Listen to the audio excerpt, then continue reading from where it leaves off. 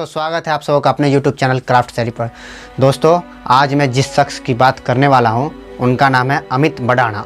अमित बड़ाना ने हाल ही में अपने YouTube चैनल पर 20 मिलियन सब्सक्राइबर पूरे किए हैं। तो आज उनके 20 मिलियन सब्सक्राइबर को हम लोग सेलिब्रेट करेंगे और मैंने उनके लिए कुछ कविताएँ लिखी हैं, एक कहानी भी मैं आप लोगों को सुनाने वाला हूँ।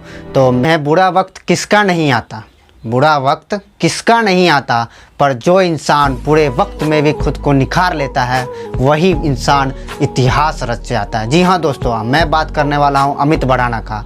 तो चलिए शुरू करते हैं।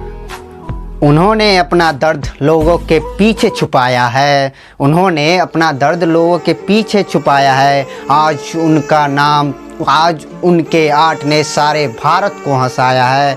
कई लोगों ने देसी भाषा को तुच्छ बताया है, कई लोगों ने देसी भाषा को तुच्छ बताया है। नाम ले रहा हूँ उनका, सुनिएगा इस बार, नाम ले रहा हूँ उनका, सुनिएगा इस बार। अमित बड़ाना ने YouTube इतिहास में अपना नाम स्वर्ण अक्षरों में लिखवाया है, स्वर्ण अक्षरों में लिखवाया है। तो दोस्तों, मैं एक कॉमेडी आप लोग के बीच लाया हूँ अपने शेर के द्वारा। उम्मीद है आप लोग को पसंद आएगी।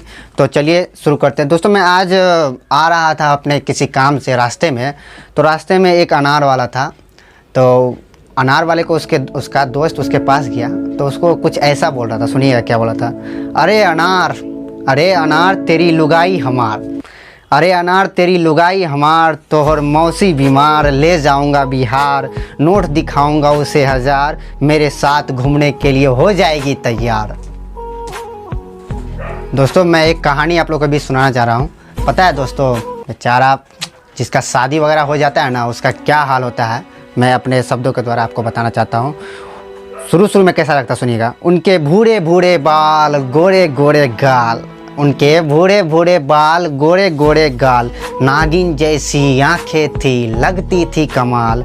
उनके भूरे भूरे बाल, गोरे गोरे गाल, नागिन जैसी आंखें थी, लगती थी कमाल। अब हो गई थी शादी उससे, अब हो गई थी शादी उससे, बन गई थी मेरी पत्नी, हो गया मेरा बुरा हाल, हो गया मेरा बुरा हाल।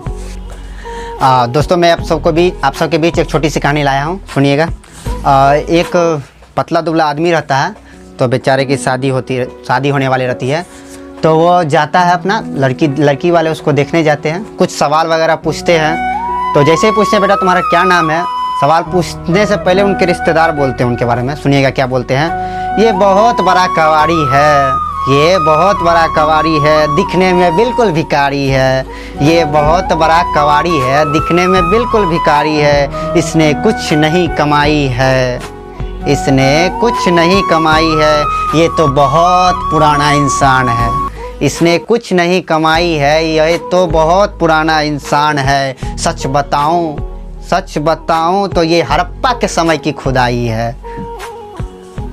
जब उस बेचारे की शादी हो जाती है, तो समझ ही रहे हैं, पतला दुबला आदमी बेचारा, वो अपना उसका हल्का फल्का वजन रहता है, बिल्कुल मेरे जैसे।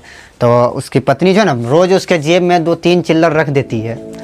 बेचारा सोचता था चिल्लर क्यों रख रही है, फिर भी वो पूछता नहीं है, चला जाता है, चलता जाता है। एक दिन बेचारा को मन में आता है कि भाई तुम रोज़ मेरे जेब में चिल्लर क्यों रख देती हो। तो वो उसकी वाइफ बोलती है कि बाहर जो है ना आंधी तूफान आता रहता है, भगवान आपको हर बला से बचाए। सुनिएगा कैसे बोलती है।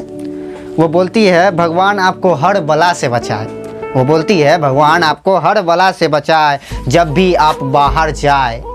वो बोलती है कि भगवान आपको हर बला से बचाए जब भी आप बाहर जाए, और खुदा न खास्ते आंधी आ जाए तो ये सिक्का आपका वजन बढ़ाए, ये सिक्का आपका वजन बढ़ाए। देखिए दोस्तों, तो ऐसा ही बोला जाता है, बेचारा का कोई इज्जत ही नहीं है। वो ऐसे ही घूमते घूमते जो है ना, एक दिन घर आता है। तो वो क्या करता है आपको बाद में बताएंगे, पहले सुनिए क्या होता है।